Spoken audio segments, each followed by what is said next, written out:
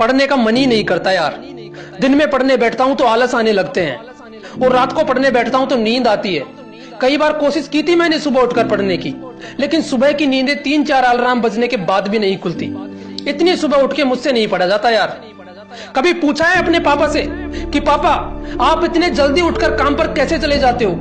कभी पूछा है अपनी माँ से कि माँ आप सुबह 4 बजे कैसे उठ जाती हो?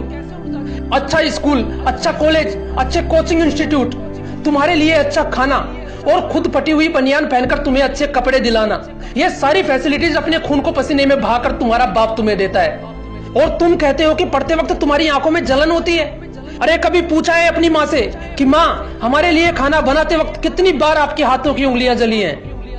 आज मन नहीं कर रहा, थोड़ी देर बाद पढ़ूंगा, कल पढ़ लूंगा, नींद आ रही है, सुबह उठकर पढ़ूंगा, आज सर्दी है, आज गर्मी है। तुम्हारे पास हजारों बहाने हैं पढ़ाई ना करने के, लेकिन तुम्हारे पापा के पास सिर्फ एक वजह है कि उनका बेटा पढ़ लिख कर कुछ अच्छा करेगा, और इसलिए तुम्हारे पापा दिन में तो काम करते ही हैं, लेकिन रात को भी उन्हें तुम्हारे फ्यूचर की टेंशन सोने नहीं देती। तुम्हें नहीं पता कि तुम्हारे फ्यूचर की टेंशन तुमसे ज्यादा तुम्हारे माँ बाप करते हैं।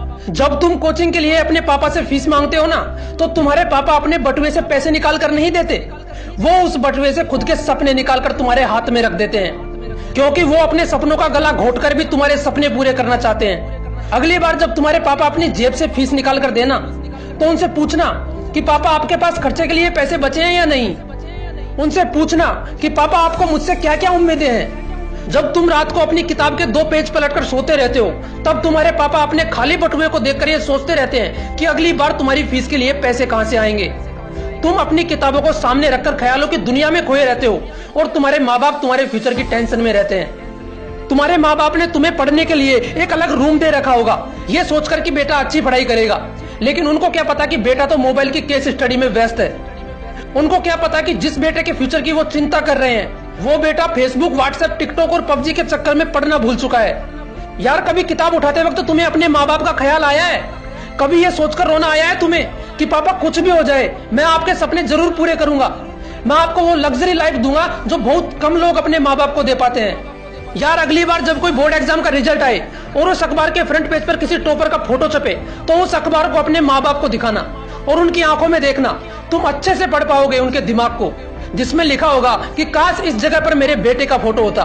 तुम्हारे पास दोस्तों के साथ घूमने के लिए तो काफी टाइम होता है, लेकिन जब एग्जाम नजदीक आते हैं तो एक बहाना तुम्हारा हमेशा कॉमन रहता है कि यार पढ़ने का टाइम ही नहीं मिला।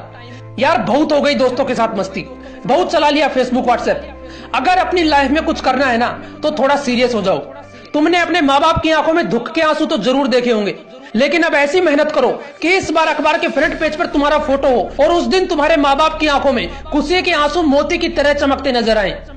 अगर अंदर कुछ आग लगी हो तो इस वीडियो को उन सभी के साथ शेयर करना जिन्हें आप अपना दोस्त या अपना भाई मानते हो सकता है किसी पढ़ाकू इंसान की सोई हुई आत्मा जाग जाए।